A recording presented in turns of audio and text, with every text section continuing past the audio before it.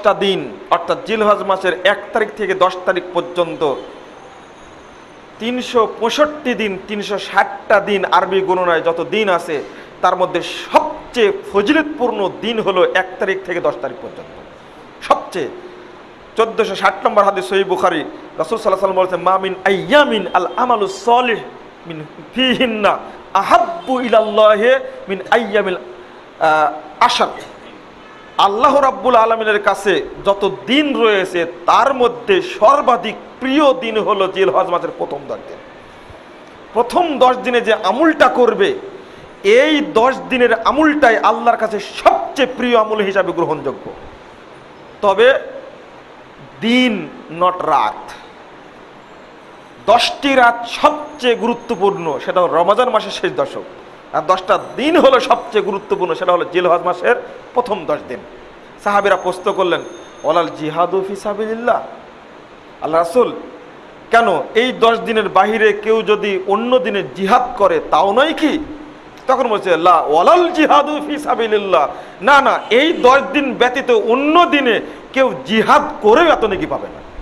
তবে ইল্লামান খরাজা বিনাফসিহি ওয়া মালিহি ওয়া লাম ইয়ারজি, তবে হ্যাঁ, ওই ব্যক্তি এই 10 দিনের বাহিরে কেউ যদি জিহাদ করতে যায়, সেও ফিরে আসলো না, তার মাল ঘোড়াও ফিরে আসলো না, তবে এই ব্যক্তি জিহাদ করে যে নেকি পাবে, এই জিলহজ মাসের প্রথম 10 দিনের মধ্যে আমল করে সেই নেকি পেয়ে যাবে। আমি হয়তো হাদিসের ফজিলতটা বোঝাতে পারলাম না, একটা আবারও বলি। এই জিলহজ মাসের প্রথম 10 দিনের ফজিলতটা রাসূল সাল্লাল্লাহু আলাইহি সাল্লাম বলছেন, অন্য দিনে যতই আমল করুক না কেন, জিলহজ মাসের প্রথম 10 দিনের মতো ফজিলত অর্জন করতে পারবে না। সাহাবীরা প্রশ্ন করলেন, কেন, কেউ যদি জিহাদে যায় তাও না? তিনি বলছেন, ওয়ালাল জিহাদু ফি সাবিলিল্লাহ, আরে না না, অন্য মাসে অন্য দিনগুলোতে জিহাদে গিয়েও এই নেকিটা পাবে না।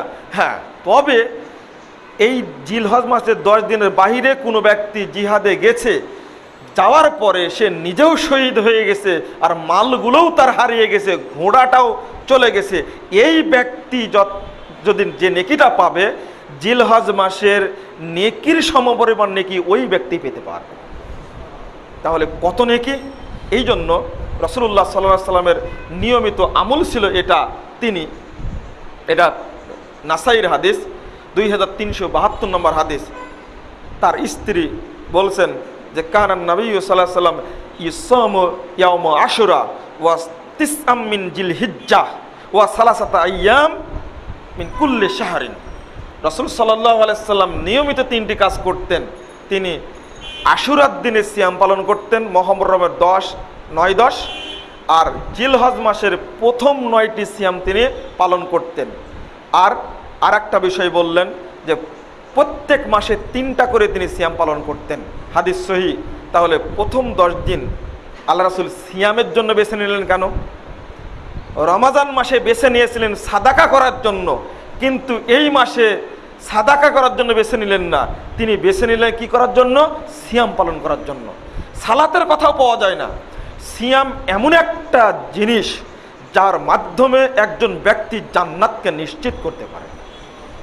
এই জন্য, আর আপনার সিয়ামের ফজিলত তো জানেন, রাসূল সাল্লাল্লাহু আলাইহি সাল্লাম বলছেন, নফল সিয়াম কোনো ব্যক্তি যদি একদিন আদায় করে, একদিন মাত্র একটা সিয়াম যদি কোনো ব্যক্তি নফল হিসাবে পালন করে, রাসূল সাল্লাল্লাহু আলাইহি সাল্লাম বলেছেন, বা'দাল্লাহু তাআলা মা বাইনাস সামাই ওয়াল আরজ আনিন নার, আসমান থেকে জমিন পর্যন্ত যত দূরত্ব, আল্লাহ রাব্বুল আলামিন তাকে জাহান্নাম থেকে তত দূরে রাখবেন।